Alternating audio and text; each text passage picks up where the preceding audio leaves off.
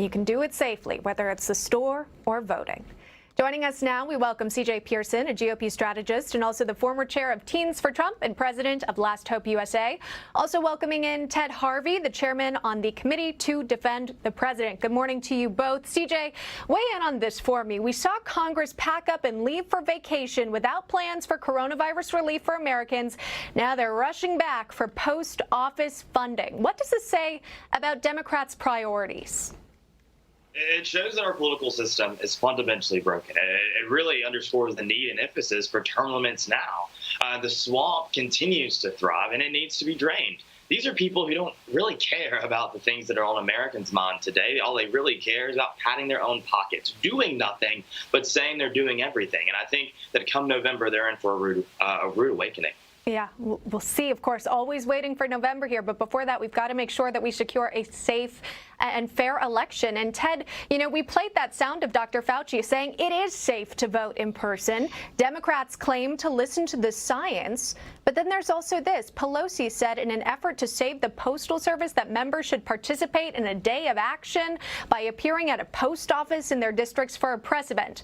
So essentially, people protesting in person about voting in person. Ted, am I the only one who sees this hypocrisy? You're way too logical.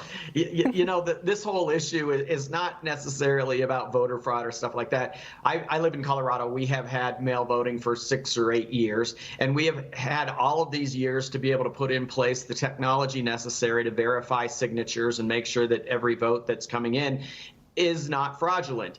You don't have that technology in California or New York, where you have 40 million people in California, all of those ballots coming in, and they want to be able to verify that those votes are legitimate on Election Day. There's no way they have the technology to be able to do that. And all it's going to cause is chaos when it comes to verifying who actually won the popular vote. And I think that's the Democrats' goal, is to create chaos. You see them doing that in cities all across the country right now with the riots.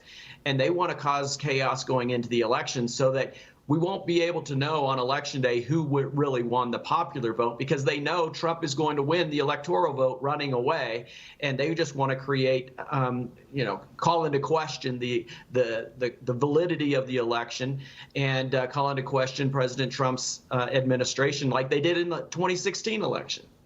Interesting timing, right? Always every 4 years. There's so much tension and controversy.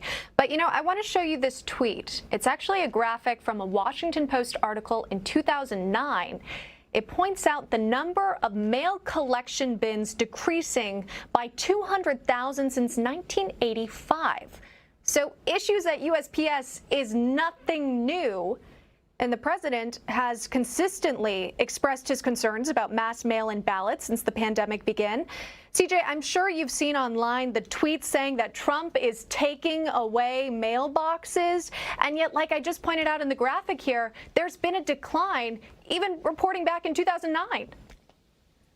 You know, you're completely right. And it's also another fact we're pointing out is that the USPS has been running a deficit for years. And then President Trump has indicated that he wanted to address it long before this election cycle even happened. But to the previous panelist's point, this is just another attempt to sow seeds of chaos in this country. They want to delay the results of the election so that they can drag it out. What they're going to do is they're going to accuse Trump of not accepting the results of the election, because they realize that most states in this country lack the infrastructure to accommodate universal mail-in voting. They want to delay the election and just, again, divide this country bitterly, as they have done for the past few weeks. You know, we saw it. We got a preview, at least, of it in New York City with the primary, where we were waiting for those results. 6 weeks later, we finally got the results. Some thousand ballots were thrown out because they were inaccurate.